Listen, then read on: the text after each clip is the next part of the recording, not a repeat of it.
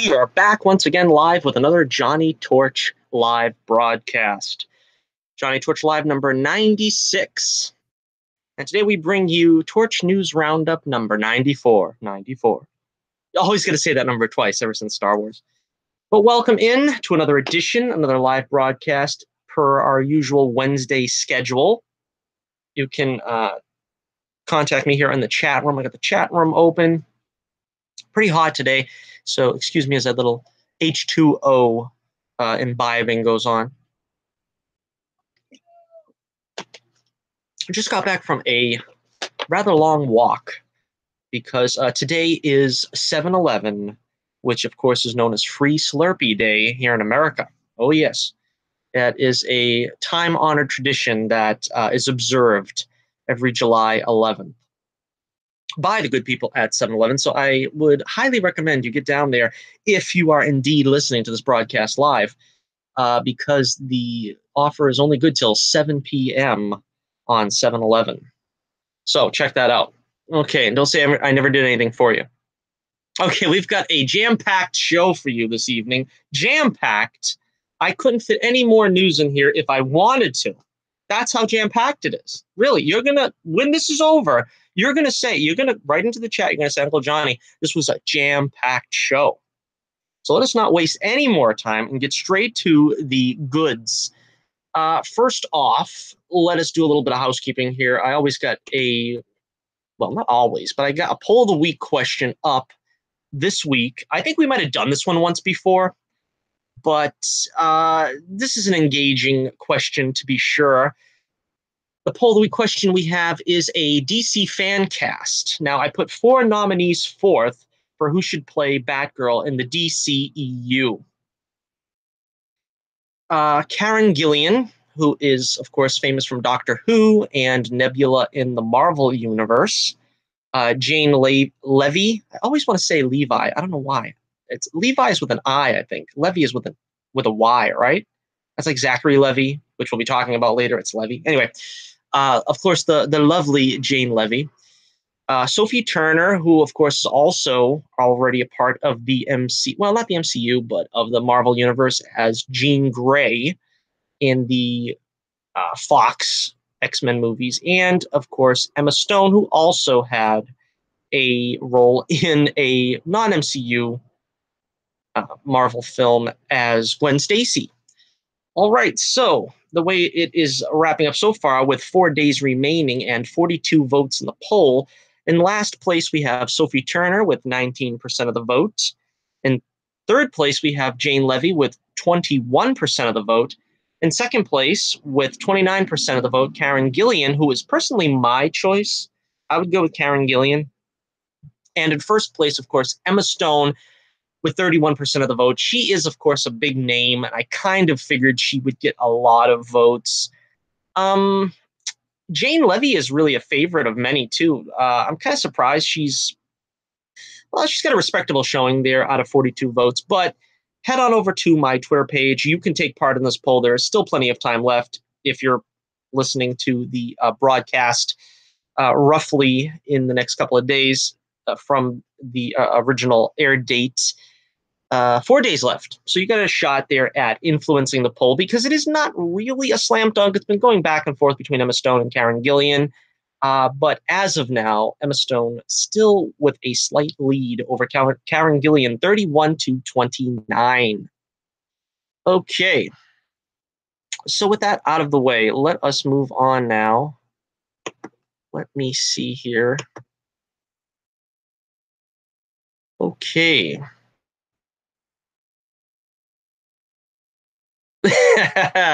I've got I'm actually checking this out live. I actually I tweeted something to Ethan Van Shriver just before the broadcast, and he did in fact retweet it, which is pretty cool. You can check out his his Twitter page or my Twitter page to see what I tweeted him, but I got a lot of likes and a couple of retweets thanks to Uncle Ethan. So check that out. That is really cool. I did it just shortly before the broadcast, so I don't know if it'll still be there for you to see, but it's pretty funny. All right, let's get back to the topics at large here. First off, let's see the first order of business. Let's take a look. A new Shazam image was just released today of Zach Levy, and this is the actor that's going to play Freddy, the sidekick who will ultimately become Captain Marvel Jr., or I guess in this case Shazam Jr. I don't know exactly. I don't know. Is that, are they going to call Mary Marvel Mary Shazam? That's kind of crazy. I don't know. What are they going to do ever since they rechristened him Shazam? As I've always said, I've been pretty steadfast in my estimation that I always called this character Shazam as a kid anyway. So it really doesn't bug me. I know there's a lot of purists out there that say, you know, my Shazam is Captain Marvel, and that don't change nothing but them changing his name. Yeah, I called him Shazam before. I'm going to call him Shazam now, so it really is not a big deal. But so it looks like, you know, this is continuing the lighthearted kind of tone of the movie that they're showing us from the original image released of Shazam having a big gulp at the local convenience store, and here he's apparently a cola addict, and I can sympathize. I can honestly sympathize, as I have one of those cola, whatever that is, 12 packs he's got tucked under his arm. It's actually to the right of me over here in the stately torch tower. So I can completely sympathize. And, you know, it looks pretty cool. Again, the costume, we get a little bit better of a look at the costume. It looks really cool. And, you know, the cape looks awesome. We got the gauntlets, the belt, get a better look at the belt and stuff. You know, it looks pretty cool. I've got no complaints about that costume. And Zachary Levi, of course, seems like the guy to pull this character off. I mean, like I said, I think it's going to be a combination of Little Orphan Annie meets Big meets, I don't know, maybe 70s Superman, like the original Superman movie, something like that. I think that's kind of what we're going to see, an old school type, you know, superhero drama. Also in the news of the Shazam movie, it has recently been released that actor Djimon Hounsou, forgive me for butchering his name, but you're going to know him as the Who guy from Guardians of the Galaxy, the first movie, remember? When the guy comes to arrest Star-Lord, whatever, at the beginning of the movie. He is going to be cast as the Wizard. Now, remember, Reg E. I can't remember his name. That's my catchphrase of this show. If you ever want to watch on a regular basis, it's, I can't remember his name. Reggie Cathy, that's his name. Reggie Cathy. He was originally cast to play the Wizard Shazam. Unfortunately, he passed on. I'm not sure if they got any footage with him before he passed on, but he passed on, and I believe he is still in Luke Cage Season 2, which I haven't seen yet. But so unfortunately, he passed on, and they had to recast the role, and it's going to Djimon Hounsou. And, you know, that's fine. You know, I think he'll be a fine replacement. Honestly, I'm used to Shazam the Wizard looking like Moses, and apparently they're going to cast an actor no matter how, you know, many times they have to recast this role. They're going to cast somebody that looks like Frederick Douglass. So, I mean, if it started with him looking like Frederick Douglass, I probably wouldn't have had a problem with it. But I'm always going to think in the back of my mind, shouldn't he look like Moses? You know, the wizard. He's supposed to like maybe Abraham. I don't know. But that's kind of where that's at. Let me know what you think in the comments below about this image of Shazam and Freddy something. I don't remember his name either. And what you think about that. Excuse me. I could have muted the mic. It's true. I'm reading your mind right now. All right, next up, another order of business we got here. And yes, they did release some photos of Wonder Woman. I think it's the cheetah. What's her name? Catherine Wigg. But I didn't find the images because it just came out, that news, just before I came on the air here. So we are not going to talk about that. We do have another breaking story that I didn't prepare an image for, but, you know, that's just the way I am. Actor J.B. Smoove will reportedly join the cast of Spider-Man Far From Home in a lead role. Now, I'm not sure exactly who he is. It says here from Curb Your Enthusiasm and Teenage Mutant Ninja Turtles. You know what I'm going to do? I'm actually going to try to get an image of him while you're on. Talk amongst yourselves. What is his name? J.B. Smoove. And let's see what we can do here. Maybe we can get an image up of him. Tell me what you think. All right. Let's see. Nope, pressed the wrong thing. This is what happens when you're unprepared, folks. This is the way it goes. When you're on the fly and you're talking to yourself and trying to keep from having dead air. Okay, you can hear me tapping away on the keyboard. Maybe that'll help.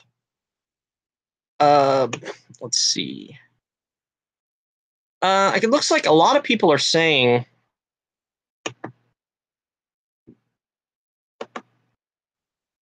that this guy might play J. Jonah Jameson. Oh, no, tell me it isn't so. I don't want to hear that. All right, let's see. It's taking me a while. Let me see if I can get this image up. All right, wait a second. Here we go. All right, check this out. We got, let's see. Here we go.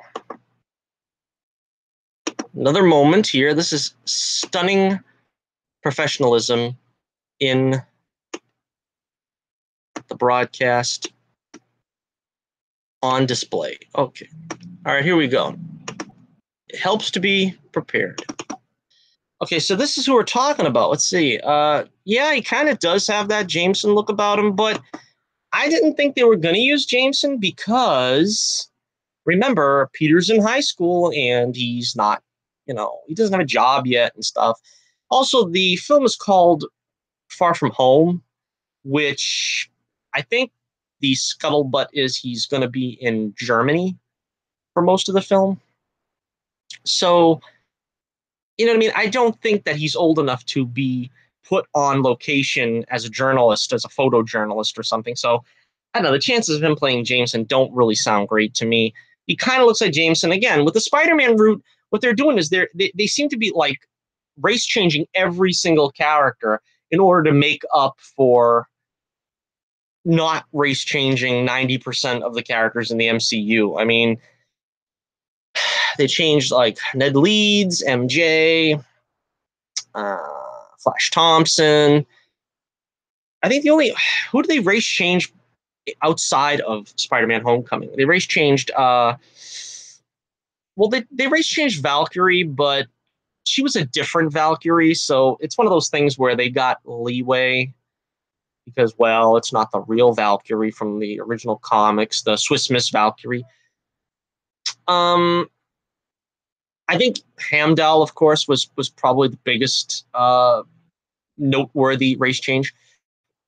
So, you know, Marvel's been pretty good at it. I mean, they don't have a whole lot that I can think of that were a race change. I mean, they you know, monkeyed with the ages of some of the characters like Aunt May and then Bucky, I guess, to an extent. The original Bucky wasn't, you know, a contemporary of Cap's. He was a young kid. But for the most part, they stay to the comics. So I don't know what's gone wrong with Spider-Man, with the Spider-Man movies. It seems like they don't give a crap. They don't give two deuces about comic fidelity in the MCU Spider-Man films. I don't know why. So let me know what you think about J.B. Smoove. He's a smooth operator. Yeah, okay. Let's move on now. And let's see. What else do we got here? We got next order of business. A little bit of info has come out.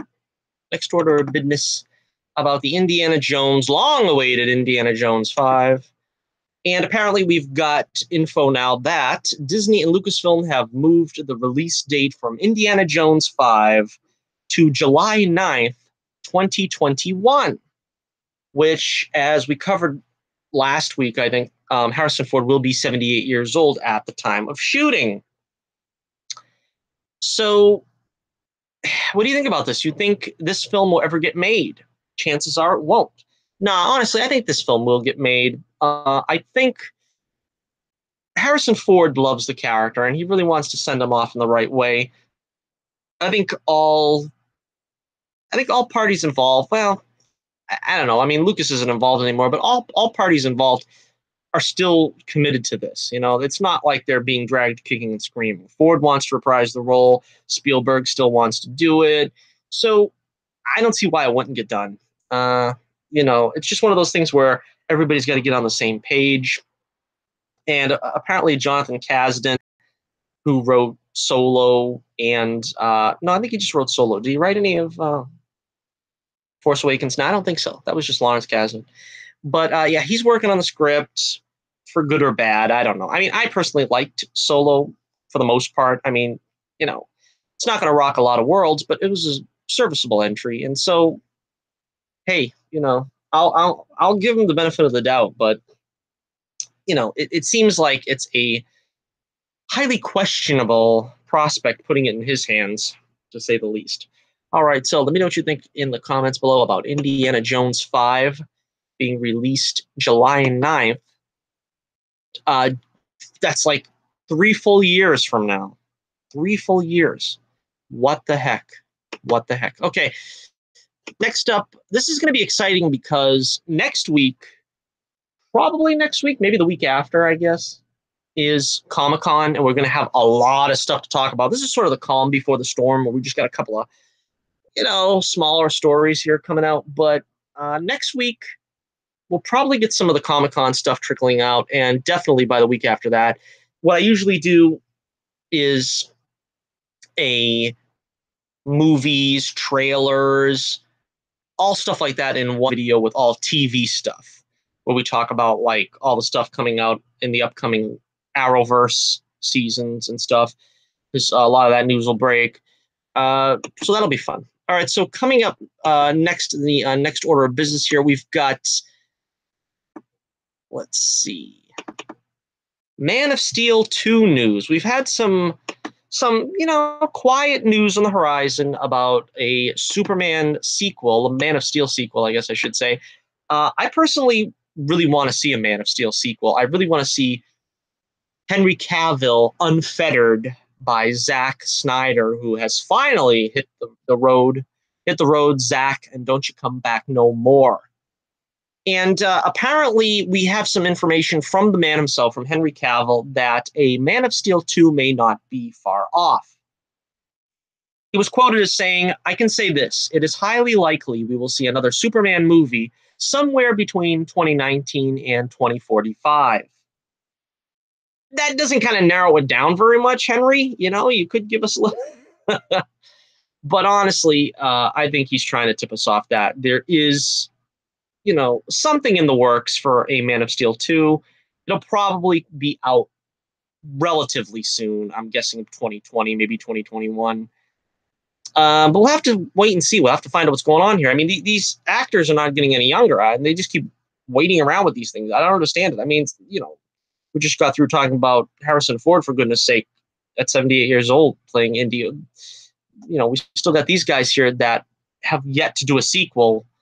You know, they did do Batman v Superman and Justice League, but for a sequel, you really don't want to wait 8 years. You know what I mean? Also in the news here about Henry Cavill, he reportedly picked Superman for Tomorrow as his pick for the basis of the sequel. When speaking to Square Mile, he described the tale as one of my favorite books and talked about how he wants to tell stories like that in the DCEU. He's quoted as saying, "I would definitely like to tell a story like that. There's an opportunity to keep on telling Superman stories and getting them exactly right, showing the things like hope and joy and that wonderful power of his to make people believe in themselves." And so that's why I've always said Henry Cavill is a good Superman. The whole problem is Zack Snyder, because I hear a lot of people, you know, some people, I mean, putting him down like he's a terrible Superman or this and that. The Superman he's portraying is not his fault. I mean, we saw a glimpse of what his Superman could be in Justice League. I thought it was a lot better than what we'd seen previously in the dour, mopey Zack Snyder films. That stuff is gone now. He's cut ties with that entirely, thank goodness. And he's going to be able to embody the kind of Superman that we should have seen from the beginning, the hope, the optimism, the inspirational figure that Superman is meant to be. And they allowed Wonder Woman to be that. And you got to imagine that Henry's a little envious, you know? I mean, that's the way Superman was supposed to be from the beginning. And they're finally coming round to that after, like I said, how many years has it been? When did Man of Steel come out? That was like, I don't know, like 2010, was it? I'm thinking. I can't remember, but something like that. All right, so we are still in the DCEU here, the Man of Steel 2 news, and another interview has come out with Perry White himself, Lawrence Fishburne. As you can tell by this expression on his face, he's not too sure about his future in the DCEU. And he was asked this, and he replied, "I don't think I'm still on call. I was unfortunately unable to do some work on what turned out to be the Justice League movie. I don't know that I need to go back or they'll have me back or not, but I was grateful to have been a part of it. I loved working with Zach. I think he makes an incredible superhero movie. I'm just excited to be part of this, the MCU now." He says he wishes they had started 20 years ago on the Man of Steel sequel, apparently. But that's all right. They are where they are. Okay, and continuing on, talking about Ant-Man and the Wasp, which if you haven't seen Ant-Man and the Wasp, go out and see it right now, because I don't care what anybody else says. It was a real fun movie. It was a real exciting movie. I enjoyed it, so it got my vote of approval, my seal of approval, if you will. And check out my review that I did just 2 days ago. A spoiler review, so if you haven't seen the movie, you're not going to want to watch the whole thing until you've seen the movie, but I do give a little spoiler-free review at the beginning of that video. All right, speaking of his character of Bill Foster in Ant-Man and the Wasp, Lawrence says, "I was not familiar with Bill Foster because I wasn't an Ant-Man reader. I was into Fantastic Four, Spider-Man, Iron Man, Thor, Avengers, Hulk, Iron Fist. I was in that world. Ant-Man I never really got into, but Bill Foster's a cool character." Well, can't say that I blame him, because I didn't read a whole lot of Ant-Man myself. Avengers is pretty much the only place where I knew of Ant-Man. He continues, "I knew some of the story of Ant-Man. I knew, for example, I knew who Hank Pym was. I knew about Pym particles, and I knew about Janet Van Dyne and the Wasp, but I wasn't a reader of those books. I didn't know who they were peripherally, just because I read all the other books, but I thought it was such a great gift. It's a beautiful character. It's a beautiful way for me to enter into the universe." So, I thought there was more to this article, but apparently he does want to return and play Goliath as his character. Well, spoilers.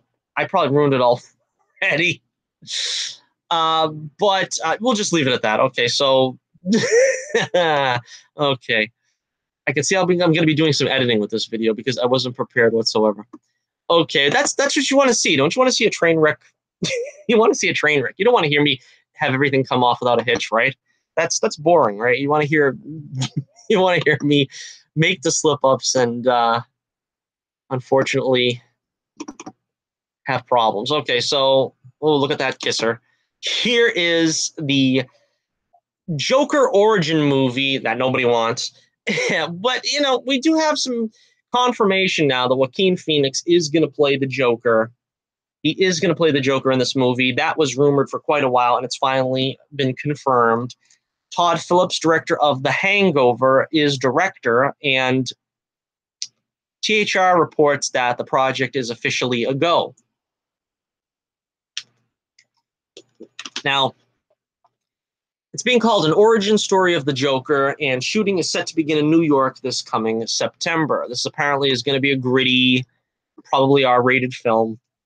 The film will be reportedly made on a $55 million budget, with it being described as a crime drama that will be darker and more experimental in tone and content. So again, I'm not a fan of R-rated properties for comics. I'm not a fan of it. I think these films should be accessible to kids. And I did a video long ago when I first started out doing videos, so it might be a little primitive, but it's called "Will Comic Book Movies Go the Way of the Western?" So you can check that out. I don't know. It's way back in the catalog, so I don't know if it's going to be easy to find, but it's my very first soapbox. And hopefully I'm going to get back to doing those recorded videos because I'm in the market for a new computer. Hopefully that'll be coming up pretty soon, and I won't have to just rely on on these live streams. Live streams are good if you've got a lot of viewers and they're willing to donate in super chats. But when you're like me, it really doesn't help to have live streams because, you know, like I said, the little slip ups that happen. Anyway, the site notes Todd Phillips is directing and co-writing the script, while the studio describes as being an exploration of a man disregarded by society that is not only a gritty character study, but also a broader cautionary tale. So with, you know, let's see, with Scott Silver co-writing, Emma Tillinger Koskoff producing, and Richard Barretta on board as executive producer. I don't know. Again, let me know what you think in the comments below. I guess this is just going to be like Taxi Driver or something, another Scorsese film. I mean, he was attached to this, wasn't he? I don't see his name here in the producer credits, but apparently he was part of this development, and that's what I mean. If that's what you're interested in, you're going to see just sick puppy Joker who, you know, is a product of some kind of bad upbringing, bad society, all that stuff. That just doesn't interest me. I mean, why can't we have the Joker with the whoopee cushions, the electronic buzzers, the acid squirting flowers? I mean, that's the cool Joker. That's the one we haven't seen since Jack Nicholson. And I wasn't even really a big fan of Jack Nicholson's Joker, but he, to me now, is like the last time we've ever seen the real Joker, the Joker that was fun, the Joker that was not just sick puppy Joker who wants to kill people and maim people and just do crazy stuff just because he's an anarchist or whatever. That's not to take anything away, of course, from Heath Ledger or even Jared Leto, but they seem to have forgotten that the Joker is supposed to be a fun character. That's why I think the reason why Mark Hamill's Joker was so much fun, because he was the kind of villain you wanted to hang around with. Now, you knew he was dangerous and he could go off in a moment and kill someone or whatever, but you didn't get repulsed by him. You wanted to be around him. You know what I mean? You wanted to see what he was going to do next. And like I said, you got some of that with Heath Ledger's Joker and stuff, but I mean, they really haven't focused on the accoutrements, you know what I mean? They haven't really played up the Joker, why he's the Joker and what he does, you know, his MO. They haven't played up the crazy clown, you know, the make him laugh, that type of stuff. You don't really see a whole lot of that. I think they did a little of that in Gotham when they first introduced, well, when Jerome was first popular, let's put it that way. But they don't seem to really grasp that. I don't know why. All right, so let's move on now. Let me know what you think. You interested in the Joker origin movie? I don't know. Again, I'm not fond of making superhero films R-rated so that kids can't watch them. And having said that, oh boy, Margot Robbie's at it again. She is talking about the Harley Quinn movie, which she says apparently this is kind of contradictory information I'm hearing. This is supposedly the Harley Quinn movie, but then again, some sources are calling it the Birds of Prey movie because supposedly it's going to involve Batgirl. Again, I don't know exactly which is correct. Margot Robbie has expressed interest in having this be a girl team-up movie. which makes people think it's going to be Birds of Prey. Of course, Gotham City Sirens was originally the title for one of these excursions. We don't know. Margot revealed that shooting will begin in January, and she reiterated what she said before about the movie being an R-rated film. So apparently Harley's going to get as naughty as she wants to be. I don't know what this means. What are they going to put in an R-rated Harley Quinn movie? I don't know. I don't think I want to know, because you're alienating half the audience. I mean, if you don't have the younger generation growing up with these characters, then they're not going to be there for the next generation. That's the thing that bugs me. I mean, that's what I said in my video. Again, going back to my, will comic book movies go the way of the Western? And the answer was yes, they will, if the children are not allowed to partake in them, because that really is what drives entertainment in our society. It's the same thing as Star Wars, really. People are like, well, they could make the gritty R-rated Star Wars film. Yeah, but then you're going to lose a lot of the essence of Star Wars, which was a child's fantasy film, and that it, you know, it sweeps up every generation into it, but it begins with the kids, it begins with the children. It's the same thing with superhero films. I mean, you can have the odd offshoot, like, you know, Punisher, I wouldn't say is necessarily a kid-friendly property, or maybe Ghost Rider, stuff like that. But if you make them accessible to kids, you're going to perpetuate the genre. And to alienate them, you're not going to perpetuate the genre. You're giving it a very short shelf life when people get tired of it and move on, which ultimately is what happens. She also described the movie as being very different from Suicide Squad, and said that Birds of Prey would be made with a much smaller budget. So they don't think they need a lot. They just need some body paint for her and stuff. I don't know. We're still waiting to hear what other characters will be joining Harley Quinn and Birds of Prey. Batgirl has been pretty much confirmed, but there were multiple scripts being considered, each with different supporting characters. Margot also said if she would have a new costume as Harley Quinn. She said the costumes haven't been designed yet, but yes, she'll have new looks. Personally, I'm a big fan of the costume that she wore in Suicide Squad. I know it's a little too much to ask to have her wear that same outfit every single time. To me, that's her costume. I think they should stick with it. But, you know, Harley didn't have many looks in the animated series. She had that one piece, and she actually wore the one piece in the Suicide Squad film. But that, you know, that really doesn't do justice to Margot Robbie. It's one of those things that's kind of dangerous, because when you put a famous actor in a role, you know, the impetus is to try to show his face all the time. And so it's the same thing here. If you're going to put her in a complete bodysuit with the makeup on and everything, you might just as well be just putting another character in there, you know, another actor, I mean, in the role, because you're not even going to recognize her. And I thought it was a good compromise what they did in Suicide Squad, where you could still see the beauty of Margot Robbie, not being too heavily made up. But then again, she was easily recognizable as Harley. So let me know what you think in the comments below about the Birds of Prey / Harley Quinn / Gotham City Sirens movie. All right. So let's see. Now we're going to switch back to the ever popular. See, here's another case where I didn't get.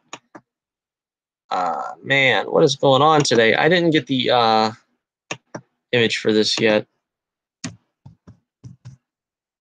I'm gonna have a lot of editing to do after this video. I'm gonna have a lot of long pauses to cut out.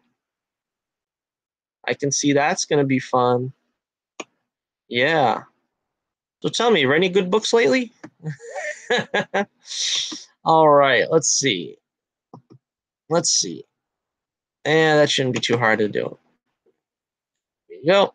All right, so this story broke last week. It's the reason why I probably forgot to get this one ready. Crap. Zipping the modern way. Maybe I should just leave all these bloopers and stuff in. I don't know. All right, here we go. All right, we got some news. We got some news about the Boba Fett solo film. Y'all excited about that Boba Fett solo film? Yeah, you know, I kind of am excited about this news. James Mangold is supposedly directing the Boba Fett solo film. He, of course, directed Logan and the Wolverine. I like the Wolverine. I didn't like Logan. Full disclosure, I did like young Han Solo, and that is what the story is about. And that's kind of what excites me about this, is they're saying that it's a possibility that Alden Ehrenreich will return as Han Solo, as he let it slip that he's under contract for 3 films. He might show up in the Boba Fett solo film. And I think that's a natural. That's a given, right? Because Boba Fett is the man with no name. He's the silent type, this and that. You're going to have other characters interact with him if you're going to make him the Boba Fett of the original trilogy. The Boba Fett of the original trilogy was not very verbose, not very demonstrative, making small, deliberate gestures and walking and everything. It was a very deliberate character. So I think you're going to have other actors sort of carry on around him while he continues to remain a mysterious character if you want the movie to be successful. Is this an origin film of Boba Fett? I don't know. They could get Daniel Logan back to... You'd have Mangold directing Logan again. Yeah. But, you know, and maybe have a... How old is he now anyway, that kid? He's got to be like 20, right? Something like that. I mean, that was like 20 years ago, and he was like 10 years old then. So he's probably even older than that. No, that wasn't 20 years ago, was it? 2002, let's say 15 years ago. You know, in his early 20s, he probably could play like a young Boba Fett if they want to stick him in the costume. I don't know. It's interesting. I don't know what they would do with a Boba Fett solo film. Do you want to see a Boba Fett solo film? Let me know what you think in the comments below about what they would do with this story. Would they be an origin? Would you want to see an origin of Boba Fett beyond what we already know from Attack of the Clones? Would you want to see young Han Solo interact? Now, that is something, like I said, I could get behind because, you know, I always was intrigued by, and a lot of people don't even like the Jabba scene in A New Hope that was put in, that was always supposed to be there. But I was always intrigued by that scene because you see Han pointing at Boba, and he's like saying, if you want to talk to me, come see me yourself, don't send one of these twerps. And he's pointing at Boba. And it kind of makes you think there was some kind of rivalry between them before that. They encountered each other and, you know, stuff happened. And I kind of, you know, was hoping we see some of that with the young Han Solo movie. But, you know, I understand there's only so much you can do. You don't want to cram everything in one movie, particularly when, you know, there's always the chance to have sequels. Now, the reason why this is being brought up is because author Daniel Keyes Moran revealed that Disney and Lucasfilm have expressed interest in adapting his short story, The Last One Standing, which finds Boba Fett crossing paths with the great Han Solo. Moran is no longer sure if Mangold's spinoff is a sure thing. He's quoted as saying, "I've had a guy at Disney email me a couple of times over the years regarding Lucasfilm adapting Last One Standing into a Fett movie. Not asking permission, they own those works, just letting me know they were thinking about it. So that was kind. But after Solo stiffed, apparently there's some question about the Fett movie being made." So nobody knows if this is still on the table or not. We've got conflicting reports about this. First it was off the table, then it was back on the table, then it was maybe just a Kenobi movie, then I don't know. We had Mangold, I don't know, making some kind of... He was expressing some frustration on Twitter that the fandom was toxic and all that stuff. That didn't really endear him to Star Wars fans. I don't know why they're having such a hard time understanding that the fans react to the qualities of the movie, or the quality of the movies, excuse me. The movies, even when the prequels came out, and I enjoyed the prequels, I'm a prequel supporter, I'm a prequel fan, I'm pro-prequel. But the backlash for the prequels wasn't necessarily a bad thing. I mean, Lucas understood that he had to tone back Jar Jar, and he kind of tried to acquiesce somewhat to the criticisms. So criticism isn't necessarily a bad thing. It's just when fans, I don't think, should expect things from a creator. You know what I mean? Lucas was trying to tell the story that Lucas was trying to tell. Now, he can do that because he owns it, because he created it. But in the case of something like Rian Johnson, where you're trying to take a Saint Bernard and teaching it to walk like a duck, you know what I mean? That doesn't work. He's trying to make Luke Skywalker something that Luke Skywalker isn't. A duck is a duck is a duck, but you can't make something else a duck. And that's pretty much the bottom line for this whole brouhaha over toxic fandom. Get a guy in there that knows what he's doing and legitimately is trying to, because he's a fan himself, be true to the characters and be true to the story and the natural progression of that story, and you're gonna please the fans. It's just that simple. It really isn't rocket science, and I don't understand why so many people have a problem with that. Now, a lot of people like, I don't know if it was a lot, but there is a segment of people that like The Last Jedi, and I don't begrudge you of that because I like the prequels. I like The Phantom Menace. Attack of the Clones was maybe a step down in quality, but I still like it. I still watch it. When I do a Star Wars marathon or whatever, I don't grimace through Attack of the Clones. It's just a little bit subpar compared to the other films in the canon. And to an extent, you can even say the same about The Phantom Menace. But, it is still of the kind of quality. It's still of the same cloth. It doesn't feel like they've taken Obi-Wan a completely different direction and made him completely opposite of what his characterization was in A New Hope. It's just consistent, and that's what I think fans really want is consistency. You want to look like you're, keeping that through line all the way through, character-wise. All right, so let me know what you think in the comments below. Let me hear what you think about the Boba Fett solo movie. Do you want to see young Han Solo show up? Do you want them just to scrap the solo movies? Actually, those are the only films I like from Lucasfilm so far. I liked Rogue One. I liked Solo: A Star Wars Story. Again, this is not like that. That's not rivaling A New Hope and Empire and Jedi, but at least it's been of quality, of a decent quality. So let me know what you think in the comments below. Okay, we've got other news here. We have other news about Star Wars. All right. Kerri Russell. Kerri Russell has apparently been added to the cast of Star Wars Episode 9. And we've got this was her casting audition. It was leaked by J.J. Abrams. And that's about the silliest thing I'll say for the rest of the day. But yeah, she's trying out as the daughter of Admiral Holdo. Apparently that is going to be her character. No, not really. But who do you think she's going to play? Of course, a lot of people are immediately saying Mara Jade. The only thing that has leaked is that her character is going to have a lot of action scenes. That's about all we know. It says here, the role calls for action-heavy fight scenes. Russell has shown her ability to perform tough stunts in projects like FX's The Americans, Mission Impossible, and Dawn of the Planet of the Apes.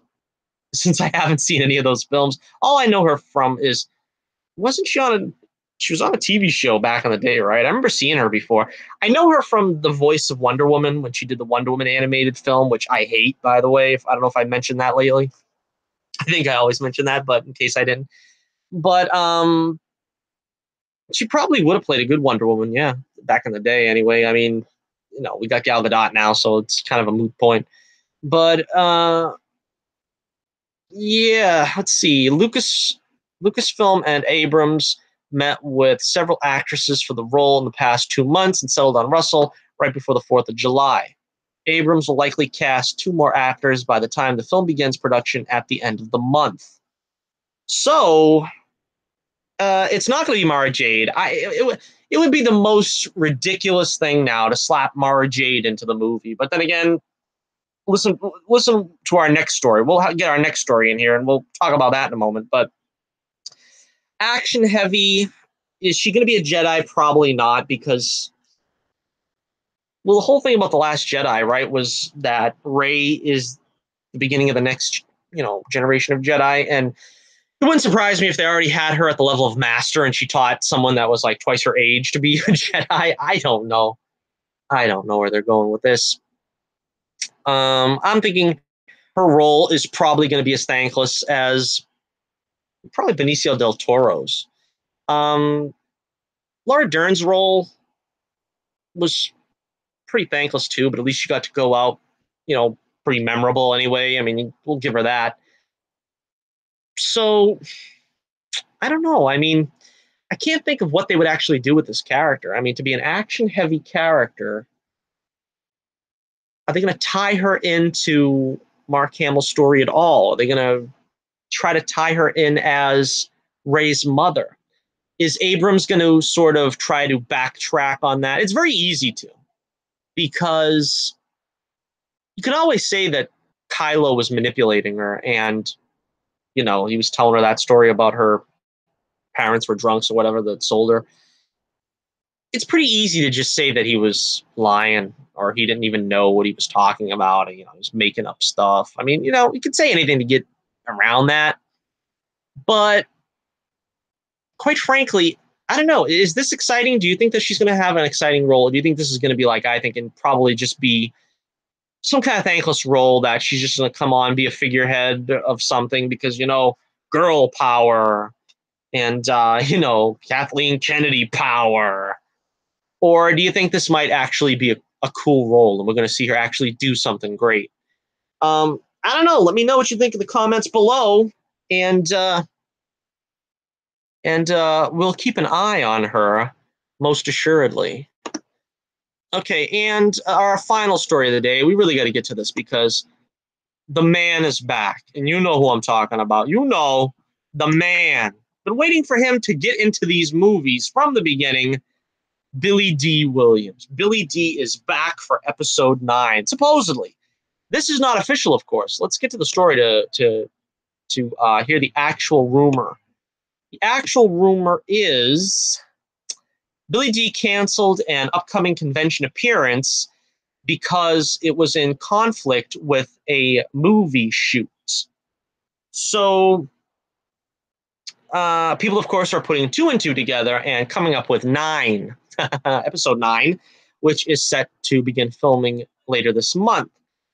And they are expecting that is the movie that he is going to shoot because, let's face it, Lando, Billy D., he hasn't shot too many movies. So obviously this is probably all but, official. Okay. So what do I think about this? I got a bad feeling about this, baby. The Return of Lando. What are they going to do with Billy D. Williams now? It's just an afterthought. They had no intention of putting him in when he actually were surrounded by characters he knew. Who does he know now? Chewbacca. That's it. Han died in the first movie. If you were going to put Billy D. Williams, Lando Calrissian, in any of the sequel trilogy movies, you put him in the first movie. Now, the second movie was basically about Mark Hamill, and Rian Johnson ruined it. Need we elucidate? But episode 9, what do you do at this point? You can't tell me that from the beginning they sat down and they contemplated the sequel trilogy and they said, what we're going to do for the big reveal of episode 9? We're going to bring back Lando Calrissian after Han Solo's dead, after Luke Skywalker's dead, after Princess Leia's dead, and we're going to make him the star of that movie. It's just a sop to fans to get them to come back because they don't have anybody else. How are they going to humiliate and kill off Lando? Chances are I don't think they will. To be totally honest with you, I think they learned their lesson about killing off the characters, and I don't think they're going to sort of emasculate him because part of the problem is that, you know, it's like if Carrie Fisher was still in this film, I don't think, you know, with the girl power and stuff, and obviously they're not going to have the one popular black character from the original trilogy. They're not going to try to humiliate the character or whatever. So chances are this is not going to be as embarrassing as the previous, you know, ignominious castings of Han Solo and Luke Skywalker in bad light. This will probably just be, as I said, what I would like to see would basically just be Lando back behind the controls of the Millennium Falcon, Return of the Jedi style. Bring back Nine Numb, who I believe survived. Unbelievably, I think he survived both The Force Awakens and Last Jedi. Get him back in that for a, you know, end of all time space battles. And, you know, I would say maybe he'd go out in the Millennium Falcon. You know, he'll go out the way that I guess Lawrence Kasdan wanted him to go out in Return of the Jedi. I think he was sort of he was the one that was, I guess, kind of most likely to die in Return of the Jedi, because Kasdan was like trying to get somebody to be killed off, and I think he originally wanted Lando to go down in the Battle of the Sarlacc pit. But Lucas, you know, as I've said before, Lucas was not for killing off the heroes. That is not something that is, you know, that's not something that's uplifting. That's not something that gives you a good feeling after the film, that you see all your heroes die. And so far, we've seen all our heroes die. I know that Harrison Ford's death was preordained by Harrison Ford. He only came back in order to be killed off. He wanted the paycheck, of course, but he wanted to get killed off so he wouldn't have to come back again, and he got that finality. Okay, I could deal with that. But the problem with The Force Awakens to me is that The Force Awakens was the place where you have the big reunion. You have Luke, Han, and Leia, and Lando. And then you could kill off Han Solo, and then you concentrate on Luke and Leia in the episode 8. And then, you know, you concentrate on, let's say, Lando and Chewie in, you know, episode 8 or episode 9. But the focus was not on any of this. The focus was on ruining Han Solo's character, making him a failure, and a failure as a husband, a failure as a father, a failure as a general and a diplomat. And then he dies. And then, of course, Luke Skywalker was even worse. He's a grumpy old man. He's Uncle Owen, basically. He forsaken everything that he was taught by his masters, Obi-Wan, Yoda, his father, Anakin.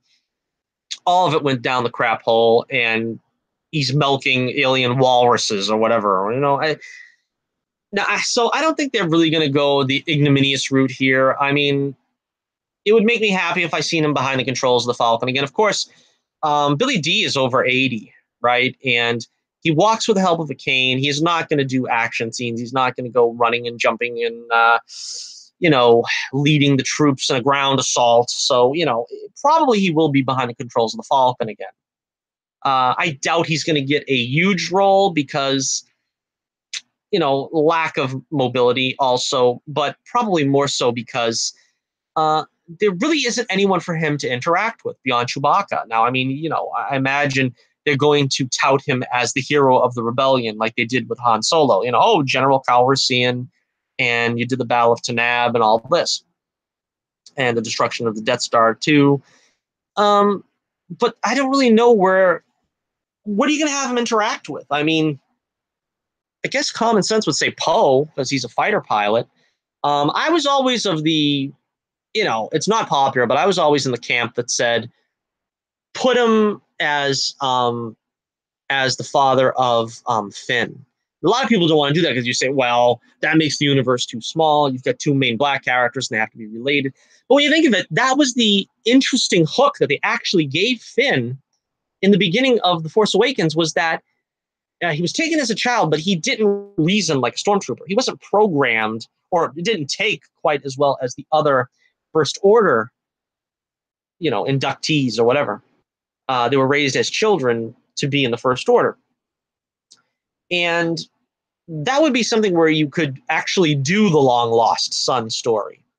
But of course, because he's black, they're like, oh, they're only making the only two black characters in the films be related. But it would actually be tied into the storyline of Finn. That actually would like be a very fruitful storyline to explore. If you said, wow, we don't know Finn's backstory. But mostly people have been focusing on Rey's backstory, I guess, because that's the more interesting one, because she's got the bloodline that you would expect comes from either Leia or Luke. But again, will Kerri Russell take on that part? I don't know. It would be funny if we could see Lando hitting on Kerri Russell. I would love that. Even though he's an advanced age, to see Lando was still Lando even in old age, that would be pretty cool. And they kind of did the opposite with Donald Glover's Lando. They did the whole, well, he kind of flirts with Kira, I guess was her name, in Solo, but it didn't last very long. It was like 2 seconds and that was it. So, that's not Lando. Lando is just, Billy D. Williams is Lando. I mean, Billy D. Williams is naturally charismatic. Billy D. Williams is naturally, you gravitate towards him. You know what I mean? And it's not an act at all. It's not a put on. He's just naturally that charismatic. Some people got it. And of course, Billy D. does. Yeah, I admit right up front, Lando Calrissian is my favorite black character in fiction. I think everybody, that was a Star Wars fan loves him. And you just gravitate towards him because, you want to be like him if you're a guy. I mean, you aspire to be Lando Calrissian. A lot of guys also aspire to be Han Solo, but Han is less sophisticated. Some of us would rather have the cape, and woo the ladies with more of a wink rather than with a jocular expression or something. But anyway, so let me know what you think in the comments below. Billy D is probably reprising the role of Lando Calrissian. Is this going to be a disaster on par with Han Solo, Luke Skywalker, whatever they choose to do with the character of Princess Leia? Because apparently, I imagine she's going to be written out of the film. I don't think they're going to recast her. I think we've already heard that they're not going to do the digital CGI character of Carrie Fisher. So this looks like just Lando's going to carry this picture alone. They had to do something. They had to do something to fill that void of an original trilogy character. Originally, they were going to make it Princess Leia. I would be pretty miffed if I was Lando Calrissian, if I was Billy D. Williams. I would say, you'd think that little of Lando Calrissian, that you put him in the last film, and probably only after you found out that Carrie Fisher's passed on and you can't get another OT character. I'd probably be offended, but I don't blame Billy D for doing the role. I mean, this is his baby. I mean, he, I don't want to say he never did another great role, but I mean, this is his defining role. This is his claim to fame. And you can tell he loves the character too. He did the voice on Rebels. He's always been very open, enthusiastic about Lando Calrissian. So he's got a shot again to play him, and so I wouldn't begrudge him in the slightest for being in the film, but I don't really see what they're going to do with him that's going to be respectful to the character. At this point, there is no one left but him and Chewbacca to interact with. I mean, I don't think he interacted with 3PO and R2-D2 enough for them to build upon that as a bridge. He barely made contact with C-3PO. He didn't really make contact with R2. I don't know. It'd be interesting to see what they do. So, are you interested in Episode 9? Are you more or less interested now with Billy D. Williams casting? Let me know in the comments below. And enjoy a Colt 45 on me. All right, so we're just about to wrap it up here. We've gone about an hour, but as usual, I am going to go kicking it into overtime because I've got some comments that I received, and I always respond to the comments in my next video when I can. I got a couple of comments on my Ant-Man and the Wasp review, And I usually don't respond back to people in the comments because I do this. And once in a blue moon, if you write something that's detailed enough, like the guy that was critiquing my how to make episode 9 great or whatever video, what I usually do is we'll drop a line to that person and tell them, you know, I'm going to do a video responding to your comment. All right, so first off, I got a... oh, wait a minute.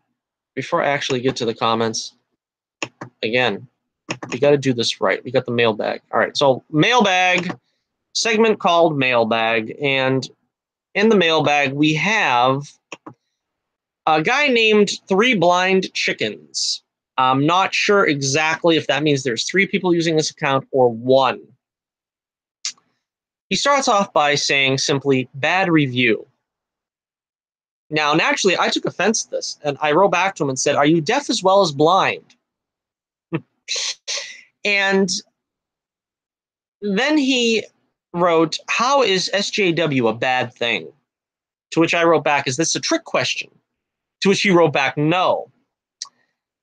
So apparently he's an SJW, so I guess he doesn't like that I put in my Ant-Man and the Wasp review a small portion, where I addressed whether the film had any SJW qualities about it, because a lot of people are afraid that Marvel's going down that slippery slope of SJWism that the comics do. They're afraid the MCU is going to. So Three Blind Chickens says, I hate how you have to put politics into the movie. To which I responded, I actually did the opposite. I was pointing out the people fearing politics and SJW stuff would be in the movie, have nothing to worry about. Then he came back with Three Blind Chickens again, said, that has nothing to do with whether the film is good or bad.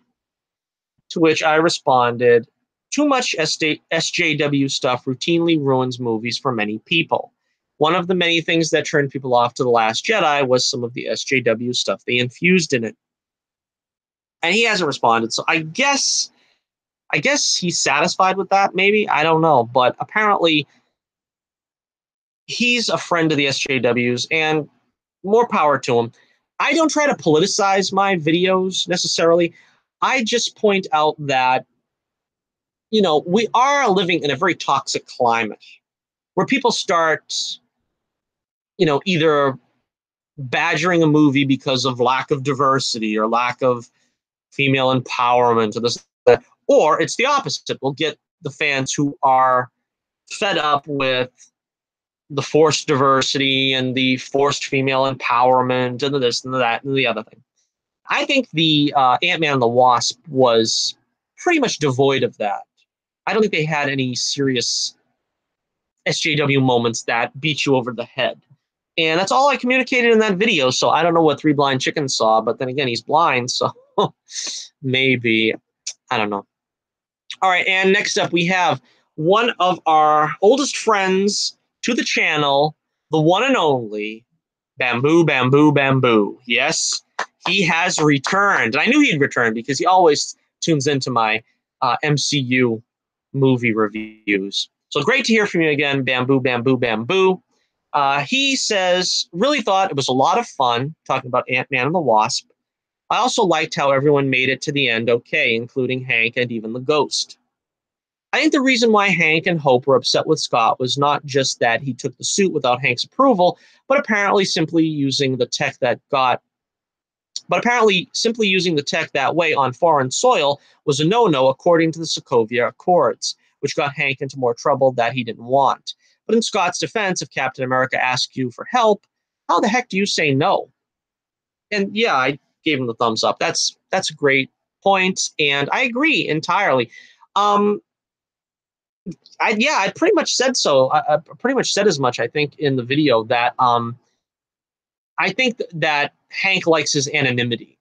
And I think the point was, since that's getting a lot of publicity, the Ant-Man suit now and the Giant Man suit or whatever, because of the airplane, the airport battle, now Hank is like, he's getting more scrutinized because he kind of tried to lay low during the original Ant-Man. Remember the the whole scene with Darren Cross in the beginning where he's saying, you know, the Ant-Man story is really just a tall tale, something to that effect.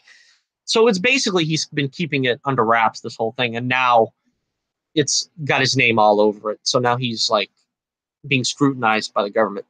Okay, so thank you, Bamboo, Bamboo, Bamboo, for your comments. Thank you, everybody, for tuning in. And I want to remind you, you can check out my comic on my website in the description below. You'll find the link. I'm trying to think, are we going to do a show on Saturday? We don't have This Week in Comic Book Television for the summer. I'm probably indefinitely. So I don't know when the next video will be. It will be either Saturday or Monday. We might be switching to Monday because it depends on how much news we've got to cover or if I can get a video out before then for some other topic. Like we might do another ranking video. We haven't done a ranking video in a little while. We did the TV shows of the past season. But yeah, check out the Adventures of Bullets Bourbon Comics. The link is in the description below. You can find the free preview there on my website, and you will see the exciting adventures of Bullets Bourbon Private Eye, taking on the most colorful collection of villains imaginable, including Carrot Top and Pencil Neck, in our latest issue, The Street of Dreams. You can vote in our poll of the week in the link in the description for my Twitter page.